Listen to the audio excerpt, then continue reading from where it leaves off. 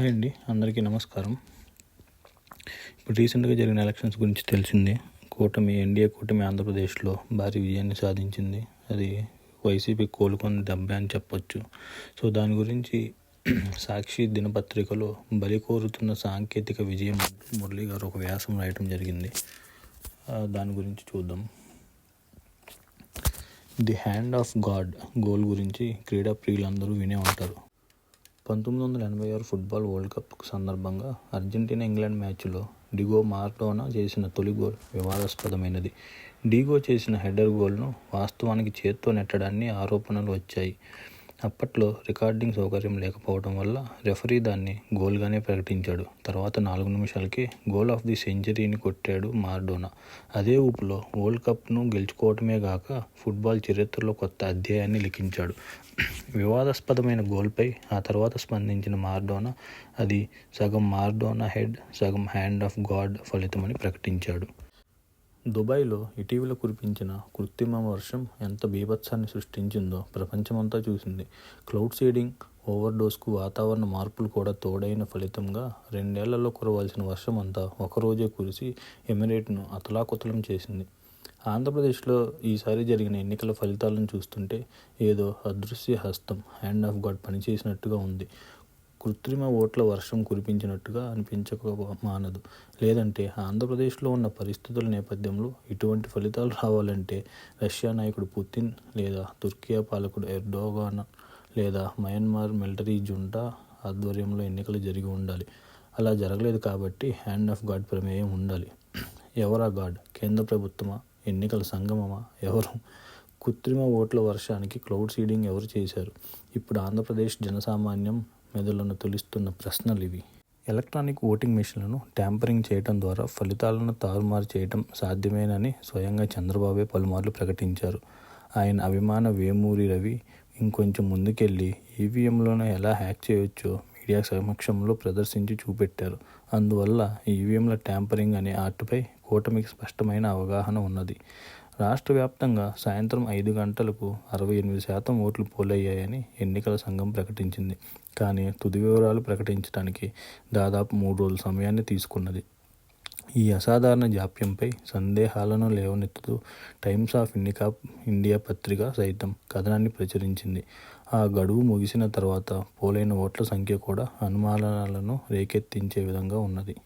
తుది పోలింగ్ శాతాన్ని సుమారు 81గా నిర్ధారిస్తూ 3 రోజుల తర్వాత ఈసీ తాపీగా ప్రకటనలు విడుదల చేసింది. మామూలుగా పోలింగ్ సమయం ముగిసిన తర్వాత పోలింగ్ కేంద్రం ఆవరణలో నిలబడి ఉన్న వారికి స్లిప్స్ పంపిణీ చేస్తారు. వారికి మాత్రమే ఓటు వేసే అవకాశం కల్పిస్తారు. అలా నిలబడి వారికి ఈసారి ఎందుకో స్లిప్స్ లేదా టోకెన్లు పంపిణీ చేయలేదనే వార్తలు వినిపిస్తున్నాయి. ఇది అనుమానించదగ్గ అంశం.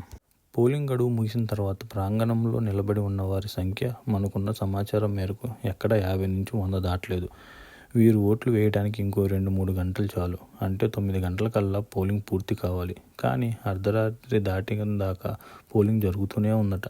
అంటే ఆ 50 మంది అంతసేపు సైక్లింగ్ చేస్తున్నారా? వేలాది మంది బూత్లలో గడువు ముగిసే సమయానికి 65 నుంచి 70% మధ్యనున్న పోలింగ్ శాతం తుది ప్రకటన వచ్చేసరికి 85 నుంచి 95% దాకా ఎగవాకింది. పోలింగ్కు ముందు జరిగిన రాజకీయ పరిణామాలను కూడా గమనంలోకి తీసుకోవాలి. ఎన్డీఏ కూటమిలో చేరడం, చంద్రబాబు కోసం పడిన పాట్లు, భరించిన అవమానాలు తెలిసినవే. కూటమిగా కుదురుకున్న తర్వాత వారు ఎలక్షనీరింగ్ మీద ప్రత్యేక దృష్టి పెట్టారు. అనేక ప్రాంతాల్లోని ప్రభుత్వ అధికారులను బదిలీ చేశారు. కనీ విని ఎరుగని విధంగా ఏ ప్రాంతంలో ఏ అధికారిని నియమించాలో కూడా ఎన్నికల సంఘానికి సూచించారు. ఈసీ కూడా కూటమి కోరికలన్నింటినీ మాట్లాడకుండా నెరవేర్చింది. సాధారణంగా తెలుగు రాష్ట్రాల ఎన్నికలు ఎప్పుడూ తొలి ఫేజ్లో ఉంటూ వచ్చేవి. కానీ కూటమి కోరిక మేరకు ఈసారి 4వ ఫేజ్కి నెట్టివేయబడ్డాయి. మొదటి 3 దశల పోలింగ్ తర్వాత జాతీయ స్థాయిలో ఎన్డీఏలో అభద్రతా భావం మొదలైందట. పోలింగ్ సరళి తమకు అనుకూలంగా లేదనే నిర్ధారణకు ఎన్డీఏ పెద్దలు వచ్చారు. 4వ దశకు ఎన్నికలను వాయిదా వేయించుకున్న చంద్రబాబు అదనంగా లభించిన సుమారు నెల రోజుల సమయాన్ని ప్రత్యేక ఏర్పాట్ల కోసం ఉపయోగించుకున్నారు. ఈ ఏర్పాట్లకు హ్యాండ్ ఆఫ్ గాడ్ పూర్తిగా సహకరించారు. దేశవ్యాప్తంగా 19 లక్షల ఈవీఎంలు మిస్సింగ్పై ఇప్పటికీ కేంద్రం నుంచి స్పష్టమైన సమాధానం రాలేదు. ఇవి ఎక్కడున్నాయి, ఏ పనికి వినియోగిస్తున్నారు, ఎవరి సేవల కోసం హ్యాండ్ ఆఫ్ గాడ్ వీటిని వినియోగిస్తున్నారో తెలవలసి ఉన్నది. గడిచిన 5 ఏళ్లుగా ప్రత్యర్థులపై లేని దాడులు ఉన్నట్లుగా చూపించి గగ్గోలు పెట్టిన వారు పోలింగ్ రోజు సాయంత్రం, మరునాడు మళ్లీ కౌంటింగ్ రోజు నుంచి గత 4 రోజులుగా జరిగిన హింసాకాండపై మౌనం వహించారు. ఈ హింసాకాండ కూడా అప్పటికప్పుడు ఆవేశంతో చెలరేగినట్లేదు. జాగ్రత్తగా పరిశీలిస్తే ఒక క్రమం కనిపిస్తుంది. కృత్రిమ ఓట్ల వర్షం కురిసే సమయానికి ఎవరూ పోలింగ్ కేంద్రాల వైపు వెళ్లకుండా బెదరగొట్టేందుకు దాడులు జరిగాయి. మరుసటి రోజు కూడా చాలా చోట్ల ఇవి కొనసాగాయి. మళ్లీ కౌంటింగ్ పూర్తవుతున్న సమయం నుంచి 4 రోజులు యథేచ్ఛగా రాష్ట్ర వ్యాప్తంగా దాడులు జరుగుతున్నాయి. అసాధారణమైన ఓటింగ్ సరళిని సమీక్షించడానికి ప్రత్యర్థులు గ్రామాల్లో పర్యటించే అవకాశం లేకుండానే బెదరగొట్టడానికి ఈ దాడులు జరిగాయి. పోలీసు యంత్రాంగం పూర్తిగా కూటమి వ్యూహానికి తోడుగా నిలిచింది. విచక్షణరహితంగా జరుగుతున్న ఈ దాడులు మన ప్రజాస్వామ్య భవిష్యత్తు మీద ప్రశ్నార్థకాన్ని రచిస్తున్నాయి. ఈ దాడులను ఖండించకపోగా వైఎస్ఆర్సీపీ కవ్వింపు చర్యలకు రెచ్చిపోకండని ముఖ్యమంత్రిగా కాబోయే చంద్రబాబు ట్వీట్ చేశారు. గత 2 ఏళ్లుగా లోకేష్ ఒక రెడ్ బుక్ సభలో ప్రదర్శిస్తూ హెచ్చరికలు జారీ చేసేవారు. తాను రెడ్ బుక్లో పేర్లు ఎక్కించిన వారి సంగతి అధికారంలోకి వచ్చిన తర్వాత చూస్తానని చెప్పేవారు. ఇప్పుడు రెడ్ బుక్ హోర్డింగులు కూడలలో ఏర్పాటు చేశారు. దాని సందేశం ఏమిటో ప్రత్యేకంగా చెప్పవలసిన అవసరం లేదు. సందేశం గూండా తాండాలకు స్పష్టంగానే అర్థమైంది. టీడీపీ వారికి చాలా చోట్ల జన సైనికులు కూడా తోడయ్యారు. ప్రత్యర్థులపై దాడులు చేస్తున్న సందర్భాల్లో పోలీసులు మౌన ప్రేక్షక పాత్రను పోషించారు. కొన్ని చోట్ల పారిపోతూ కనిపించారు. ఇప్పటి వరకు బయటకు వచ్చిన వీడియోల్లో ఇటువంటి దృశ్యాలు ఎన్నో కలవరం కలిగించాయి. నూజివీడులో వైసీపీకి చెందిన మున్సిపల్ కౌన్సిలర్ వెంబడించి కత్తులతో పొడుస్తున్న దృశ్యం పిండారీల దండయాత్రను తలపించింది. ఒక హాస్టల్ నిర్వాహకుడి ఇంటిపై దాడి చేసి గృహాన్ని ఛిద్రం చేసి ఆ పెద్ద మనిషి మోకాళ్లపై కూర్చోబెట్టి కాళ్ళు పట్టించుకున్న పైశాచికత్వం భయానకంగా కనిపించింది. రాళ్ల దాడులు, కర్రలతో దాడులు, కత్తులతో దాడులు, కిడ్నాప్లు, ఎన్నెన్ని దృశ్యాలు. వైసీపీకి చెందిన వారి కార్యాలయాలను పెట్రోల్ పోసి తగలబెట్టారు. వాహనాలను తగలబెట్టారు. జెండా దిమ్మెలను సుత్తులతో పగలగొట్టారు. శంకుస్థాప పలకాలను ధ్వంసం చేశారు. గ్రామ సచివాలయాల మీద దాడులు చేశారు. వైఎస్ఆర్ విగ్రహాలను తొలగించి ఈడ్చుకుంటూ అవమానించారు. వైఎస్ఆర్ ఆరోగ్య విశ్వవిద్యాలయంపై వైఎస్ఆర్ అక్షరాలు తొలగించారు. ఆరోగ్యశ్రీ, 108 అంబులెన్స్లు వంటి విప్లవాత్మక కార్యక్రమాలు ప్రారంభించిన వైఎస్ఆర్ పేరు ఆరోగ్య విశ్వవిద్యాలయానికి బాగుంటుందని భావించి ప్రభుత్వం చట్ట సవరణ ద్వారా ఎన్టీఆర్ పేరును మార్చి వైఎస్ఆర్ పేరును పెట్టారు. బదులుగా విజయవాడ కేంద్రంగా ఏర్పడిన కొత్త జిల్లాకు ఎన్టీఆర్ పేరును పెట్టారు. ఒక అల్లరి మూక దాడి చేసి ఇప్పుడు అక్షరాలను తొలగించింది. విశ్వవిద్యాలయాల మీద కూడా దాడులు తెగబడ్డారు. వీసీలు, రిజిస్ట్రార్లు తప్పుకోవాలని డిమాండ్ చేశారు. ప్రభుత్వం మారితే యూనివర్సిటీ పాలక వర్గాలను కూడా మార్చాలని ఓ కొత్త ఆచారానికి శ్రీకారం చుట్టబోతున్నట్టు కనిపిస్తుంది. నామినేటెడ్ పదవుల్లో ఉన్నవారు రాజీనామాలు చేయడం సాంప్రదాయం, కానీ ఇవి నామినేటెడ్ పదవులు కావు. సెర్చ్ కమిటీ సిఫారసుల మేరకు గవర్నర్ చేసిన నియామకాలు. అయినా సరే తమ పార్టీ వాడే వీసీగా కూర్చోవాలనే దుందుడుకుతనం ప్రజాస్వామిక పద్ధతులను దెబ్బతీస్తున్నది. భయానక వాతావరణాన్ని కల్పించడం ద్వారా ప్రతిపక్షాలను కట్టడి చేయాలని కొత్త ప్రభుత్వం భావిస్తే అది నెరవేరే అవకాశం ఉండదు.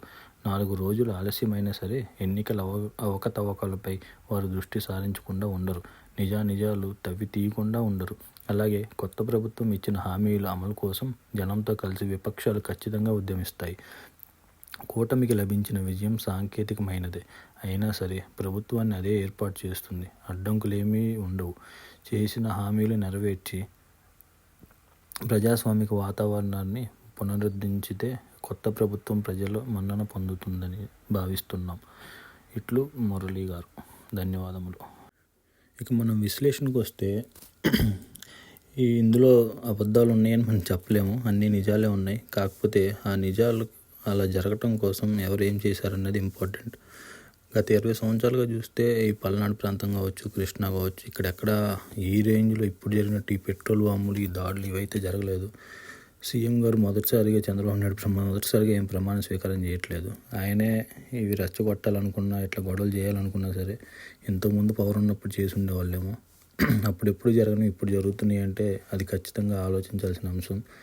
ఎవరు దానికి బాధ్యులు, ఎందుకు ఇప్పుడే ఆ పరిస్థితులు తలెత్తాయి అనేది ఆలోచించడం చాలా అవసరం. ఎందుకంటే మనం కొన్ని వీడియోలు చూస్తున్నాం యూట్యూబ్లో, అవి ఖచ్చితంగా మీరు ఎందుకు చేశారు అని అడిగితే, ఫర్ ఎగ్జాంపుల్ కోటమిరెడ్డి గారి వీడియో చూసాం. మీరు అట్లా ఎందుకు చేశారు, ఫ్లెక్సీలు ఎందుకు పెట్టారంటే, వాళ్ళు 6 సంవత్సరాల క్రితం దీనికన్నా దారుణాలు చాలా చేశారు, అది మేము తట్టుకోలేకపోయాం, దానివల్ల ఇప్పుడు చేసామని ఖచ్చితంగా సమాధానం చెప్తున్నారు. అలాంటి సమాధానాలే చాలా చోట వినిపిస్తున్నాయి. అది కరెక్ట్ కాదని చెప్పారు ఆయన. కంపల్సరీ ఎవరు చేసినా అది కరెక్ట్ కాదు. కాకపోతే వాళ్ళు 6 నెలలు, 1 సంవత్సరం క్రితం జరిగినవి కూడా గుర్తుపెట్టుకొని ఇప్పుడు ఆ రేంజ్లో అట్లా గొడవ చేస్తున్నారంటే వాళ్ళని అది ఎంతగా గుర్తుంచుకోవాల్సి వచ్చినట్లు చేశారు, ఎంత బాధ పెట్టారు, ఇవి వాళ్ళ మీద ఇంపాక్ట్ చూపించాయి అనేది ముఖ్యం. ఇకపోతే వైఎస్ఆర్ గారి పేరు గురించి చెప్పారు, హెల్త్ యూనివర్సిటీ. సో వైఎస్ఆర్ గారు ఉన్నప్పుడు ఆయన పేరు ఆయన ఆలోచించుండ్రేమో, నేనే 108 సేవలు తెచ్చాను, నేనే ఆరోగ్యశ్రీ తెచ్చాను, నా పేరు ఉండాలి హెల్త్ యూనివర్సిటీలు కానీ. But anyway, time is going on. ఎవరు టైం వచ్చినప్పుడు, ఎవరు అధికారంలో ఉన్నప్పుడు వాళ్ళు చెలాయిస్తూ ఉంటారు. ఇది ప్రజాస్వామ్యంలో కామన్. దయచేసి ఇలాంటి గొడవలు జరగకూడదని ఆశిద్దాం. Thank you.